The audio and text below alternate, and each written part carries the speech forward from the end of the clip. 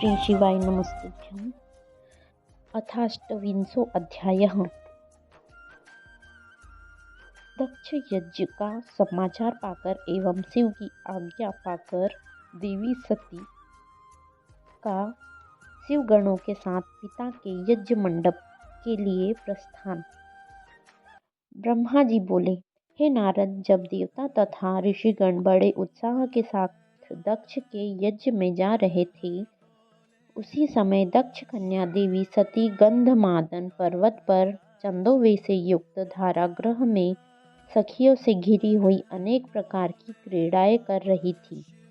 प्रसन्नतापूर्वक क्रीड़ा में लगी हुई देवी सती ने उस समय चंद्रमा के साथ दक्ष यज्ञ में जाती हुई रोहिणी को देखा और शीघ्र ही उससे पूछवाया।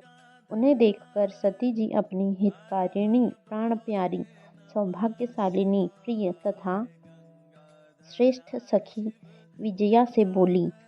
सती बोली, हे सखियों में श्रेष्ठ, हे मेरी प्राण प्रिय, हे विजये, जल्दी जाकर पूछो कि ये चंद्रदेव रोहिणी के साथ कहाँ जा रहे हैं। ब्रह्मा जी बोले।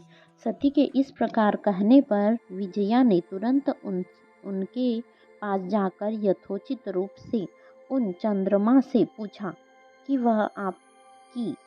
आप कहाँ जा रहे हैं। विजया की बात सुनकर चंद्रदेव ने अपनी यात्रा का उद्देश्य आदरपूर्वक बताया और उन्होंने दक्ष के यहाँ होने वाले यज्ञ महोत्सव का सारा वृतांत कहा। वह सब सुनकर विजया बड़ी उतावली के साथ देवी जी के पास आई और चंद्रमा ने जो कहा था वह सब सती से कह दिया। उसे सुनकर सती कालिका देवी को बड़ा आश्चर्य हुआ। सोचने विचारने पर भी अपने यहाँ सूचना न मिलने का कारण न समझ पाने पर वे मन में सोचने लगी, दक्ष मेरे पिता है, वीरिणी मेरी माता है और मैं उनकी प्रिय कन्या हूँ, परंतु उन्होंने यज्ञ में मुझे नहीं बुलाया। वे कैसे भूल गए और निमंत्रण क्यों नहीं भेजा। मैं इसका कारण आदरपूर्वक शंकर जी से पूछूं। ऐसा विचार कर सती ने शंकर जी के पास जाने का निश्चय किया। इसके अनंतर दक्ष पुत्री देवी सती अपनी प्रिय सखी विजया को वहीं बैठाकर शिवजी के पास शीघ्र गई।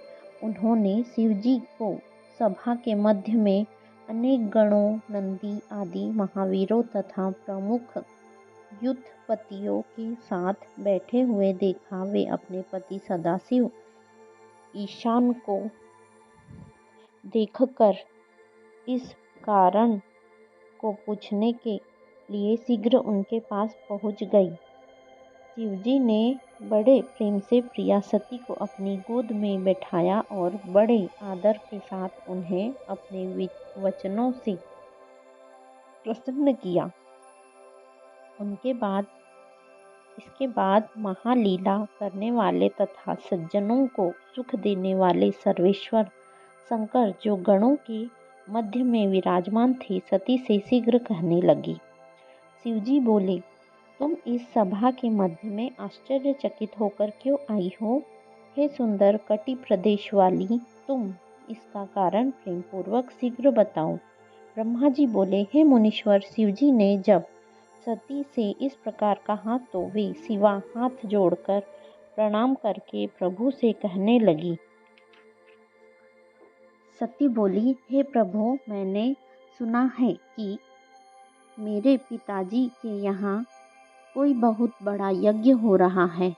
उसमें महान उत्सव होगा और वहाँ देवता तथा ऋषि एकत्रित हुए हैं। हे देवेश्वर, पिताजी के उस महान यज्ञ में जाना आपको अच्छा क्यों नहीं लगा। हे प्रभु, जो भी कारण हो वह सब बताए। महादेव सुहृदों का यह धर्म है कि सुहृदों के साथ अच्छी संगति करके रहे। मित्र लोग प्रेम को बढ़ाने वाली इस प्रकार की संगति को करते रहते हैं। इसलिए हे प्रभु, हे स्वामिन, आप मेरी प्रार्थना से मेरे साथ पिताजी के यज्ञ मंडप में अवश्य चलिए। ब्रह्मा जी बोले। सती के इस वचन को सुनकर दक्ष के बाग बागबाणों से वागबाणों से विंधे हुए हृदय वाले देव महेश्वर मधुर वचन कहने लगे। महेश्वर बोले, हे देवी, तुम्हारे पिता दक्ष मेरे विशेष विद्रोही हो गए हैं। जो प्रमुख देवता, ऋषि तथा अन्य लोग अभिमानी, मूढ़ और ज्ञान शून्य हैं, वे ही तुम्हारे पिता के यज्ञ में गए हुए हैं। हे देवी, जो लोग बिना बुलाए दूसरे के घर जाते हैं, वे वहाँ अनादर ही पाते हैं, जो मृत्यु से भी बढ़कर होता है, चाहे वह इंद्र ही क्यों न हो। बिना बुलाए दूसरे के घर जाने पर लघुता ही प्राप्त होगी, और फिर दूसरे की बात ही क्या, ऐसी यात्रा अनर्थ का कारण बन जाती है। इसलिए तुमको और मुझको तो विशेष रूप से दक्ष के यज्ञ में नहीं जाना चाहिए। हे प्रिय, यह मैंने सत्य कहा है। मनुष्य अपने शत्रुओं के बाण से घायल होकर उतना व्यथित नहीं होता जितना अपने संबंधियों के निंदायुक्त वचनों से दुखी होता है। हे प्रिय, सज्जनों में रहने वाले विद्या आदि 6 गुण जब दुष्ट मनुष्यों में आ जाते हैं तो उनकी स्मृति नष्ट हो जाती है और वे मानी होकर तेजस्वियों की ओर नहीं देखते। ब्रह्मा जी बोले। महात्मा महेश्वर के इस प्रकार कहने पर सती वाक्यों वेत्ताओं में श्रेष्ठ भगवान शंकर से रोषपूर्वक कहने लगी। सती बोली, हे शंभो, हे अखिलेश्वर, जिनके जाने से यज्ञ सफल होता है, उन्हीं आपको मेरे दुष्ट पिता ने आमंत्रित नहीं किया है। हे भव, उस दुरात्मा दक्ष के तथा वहाँ आए हुए संपूर्ण दुरात्मा देवताओं तथा ऋषियों के मनोभावों को मैं जानना चाहती हूँ। अतः हे प्रभु, मैं आज ही अपने पिता के यज्ञ में जा रही हूँ। हे नाथ, हे महेश्वर, आप मुझे वहाँ जाने की आज्ञा प्रदान कीजिए।